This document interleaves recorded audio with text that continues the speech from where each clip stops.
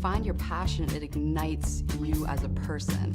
You just feel awesome. Hello, welcome back to my channel. If you have not subscribed yet, go ahead and subscribe, because today we are going to talk about the differences or the history of Japanese Jiu-Jitsu, Judo, and Brazilian Jiu-Jitsu, and we're gonna break it down. So if we're going to talk about these things, we first have to start in Japan. Japanese combat. In 1184, Tomoe Gozen was a famous Japanese war general, and girl, she took some heads. So she was there, she was taking heads. About 700 years later, Nakano showed up. And she was actually inspired by Tomoe Gozen, and she started a little samurai group of women that were going out on the battlefield and taking names independently. And at the same time in Japan, they wanted to go towards more of like a Western military style military instead of the old samurai. And she was literally one of the last samurai. And here's a statue of her. Now, during that same time period in 1853, basically Japan was like trying to get away from the whole like samurai era. They were like, all right, let's like chill out with the killing people. A popular pastime for warriors under this peaceful unified government was to have these challenges called randori. And randori, if you have ever taken a judo class, is still in judo classes what they call sparring. So if you do jujitsu, Brazilian jiu-jitsu, like grappling, rolling, live training, that's the same thing as randori. So back in Japan, they were like, hey, look, we're bored, we're like warriors, we still need to practice this art. Let's just fight each other, but agree to tap and not actually kill each other. So this was in 1853, right? Now in 1860, this boy was born Kano in Japan. Now Kano, when he was younger, he was 5'2" and 90 pounds during his adolescence. So he was a little guy, you know what I mean? And he was a nerd, basically, and he was bullied.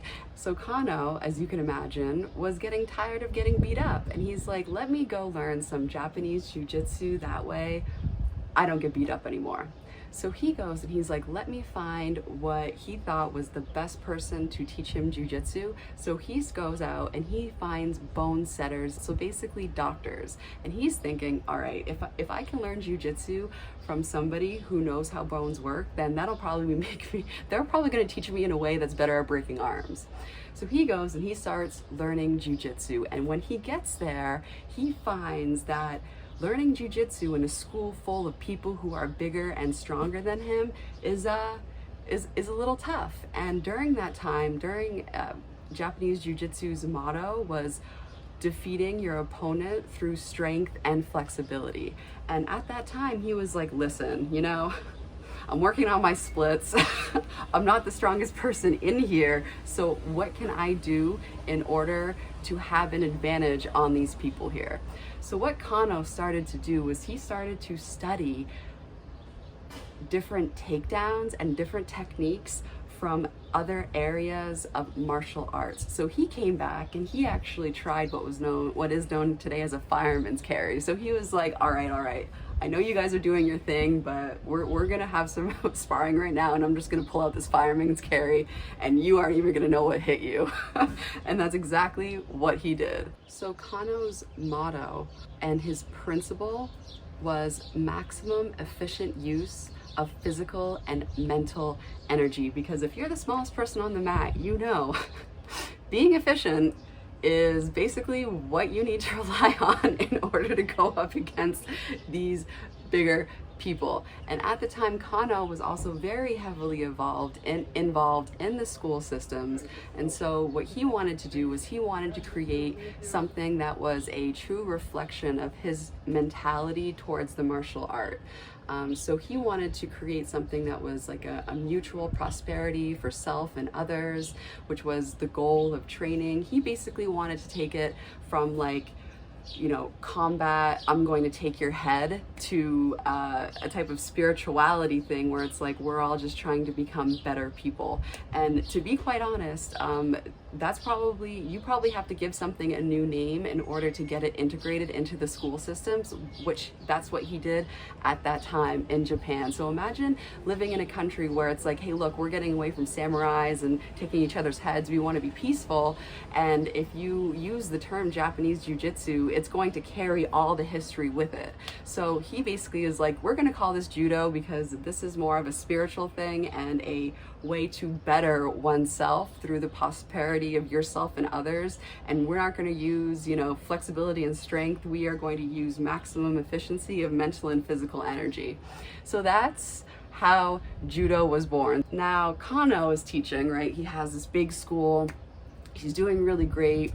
And he wants to make an example of his Judo. He's like, all right, let me pick one of the little guys on the mat. So Kano looks around the mat and sees this guy, right? Sees this small guy, 5'4", 141 pounds. And guess who this guy is now? 5'4", 141 pounds. Like, that's pretty much my size, okay? to give you some reference. So do you know who this person is that Kano spots on the mat? So this guy we know today is Count Koma, which means Count Combat, Mitsudo Maeda. Count Koma was a teacher over with Kano over at their school, and Count Koma is an interesting cat, all right? Count Koma, how he would teach Judo is he thought it was disrespectful to do anything except 100%. So if you were walking into Count Koma's school, you would get thrown. If you were a man, woman, child, whatever, you would get thrown like you were a grown-ass woman. Like you were a grown-ass person, okay? You were getting thrown hard. And he thought that it was disrespectful to the person to do anything but that. So you're walking in day one getting thrown hard, and that would be your training. Like, you wouldn't learn any technique, you would just be getting thrown. Then you would be thrown into randori, which is like sparring. So your first day, you're getting thrown and you're rolling, and then maybe we'll teach you a technique. Which, if you think about it, is actually the way we learn. That's the way I actually learned anyway. You have to roll in order to figure stuff out. Now we're gonna fast forward to 1914. So basically Count Koma is like, all right, let me take this show on the road. So what he did is he traveled to South America and he traveled to Brazil. And what he would do is he would go to these circuses, and it's not the circuses that we think of nowadays with like the lions and tigers, and the circuses in that time period in Brazil were basically in these beautiful like historical buildings, and it was like, think of like a UFC type event. So people would go to these theaters and they would watch the entertainment, and among the entertainers was this Count Koma. So Count Koma was basically like, hey look,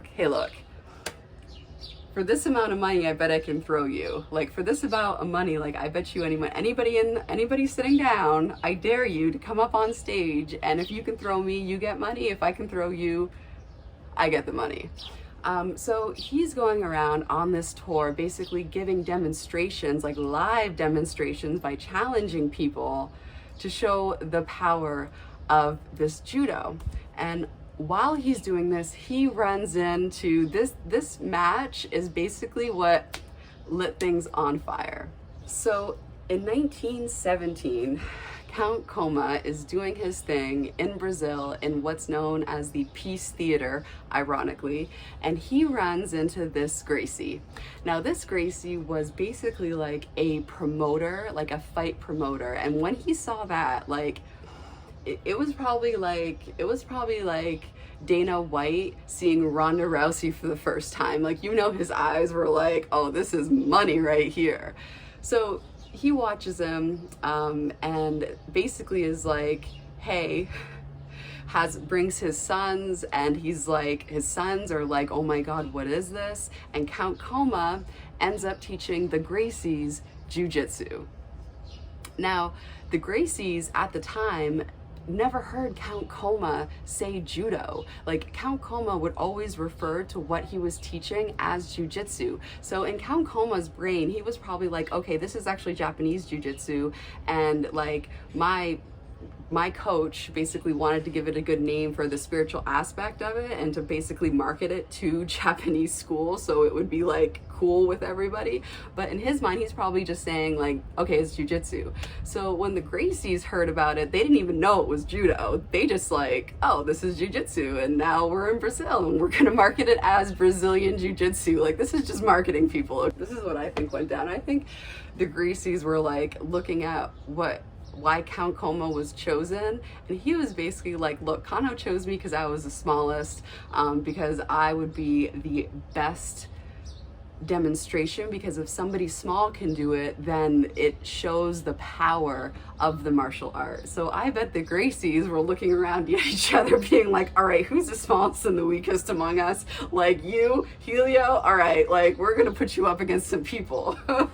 But the problem is, even to the account of the Gracies, like Helio was small, but this is just what I've read, no hate, but he was like, he would succumb to like dizzy spells and fainting, and he wasn't, you know, like, it's tough if you're small and you're not in like the best health. If you have fainting spells, like, it's pretty tough to train a martial art if you feel so crappy that you have fainting spells, you know what I'm saying? So by the account of the Gracies, like, it seems like Helio liked more to lean more towards ground fighting than doing like the stand-up. It's a little bit easier than taking them to the ground. So I feel you, Helio. I mean, I feel you.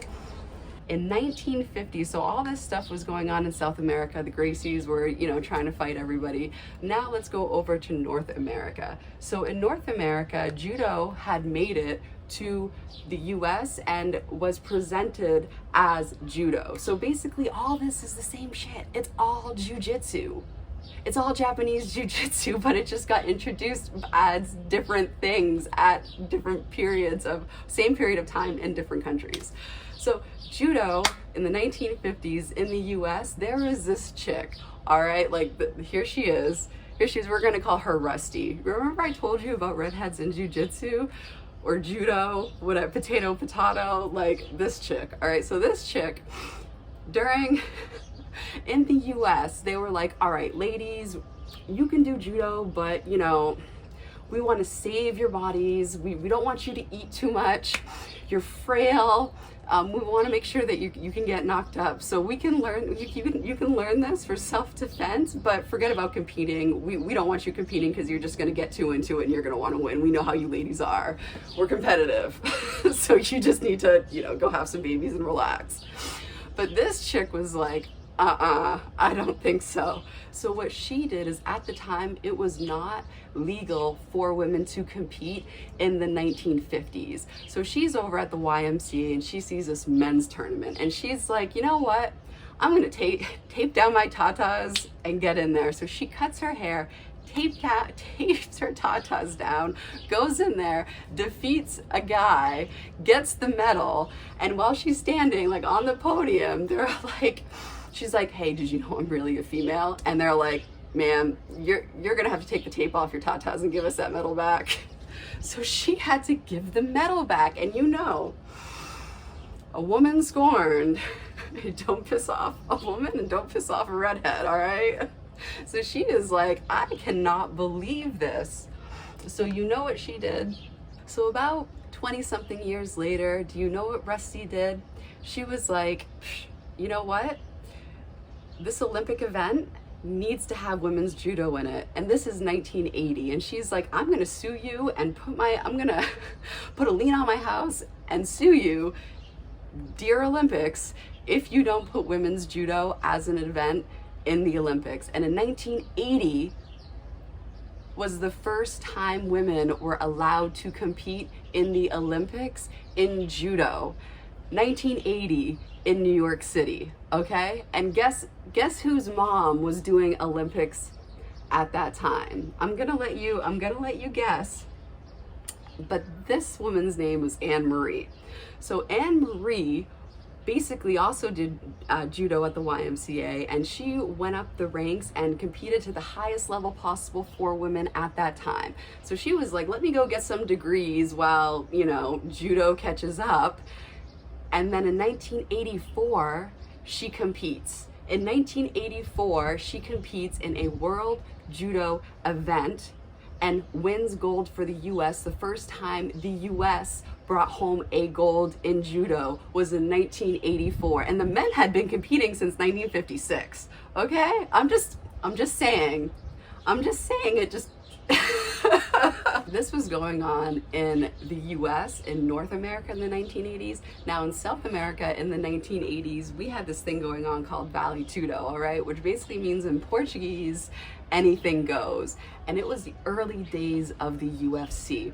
So basically that was brought to the US, and they were like, let's do this thing, but maybe no soccer kicks to the head. Maybe we put on some gloves. I don't know, let's just put on one glove and we'll figure it out. So that was the early stages of the UFC. And guess what happened? Guess what happened? Guess whose daughter came back and basically like breathed a whole new breath of fresh air into the sport? Like Ronda Rousey. And guess who her mother was? Anne-Marie. So it just all came, it's all full circle, right? Between Japanese Jiu-Jitsu, Judo, Brazilian Jiu-Jitsu. I mean, we might as well just call it Jiu-Jitsu at this point. It all depends how you're trying to market it, and it all depends how you're training it. Like all of these techniques, if you look at a curriculum in at a Brazilian Jiu-Jitsu school, you're going to see judo, you're going to see locks. You can look at like the judo list of techniques and you're gonna see Brazilian Jiu-Jitsu, you're gonna see Jiu-Jitsu. So yeah, it's just all pretty much the same thing. We can split hairs all we want, but we're just all one big melting pot, one big happy family. So thank you so much for watching. If you were entertained by this, go ahead, we should be friends. Go ahead and subscribe. It was my pleasure to make this for you. It was a really interesting story. And until next time.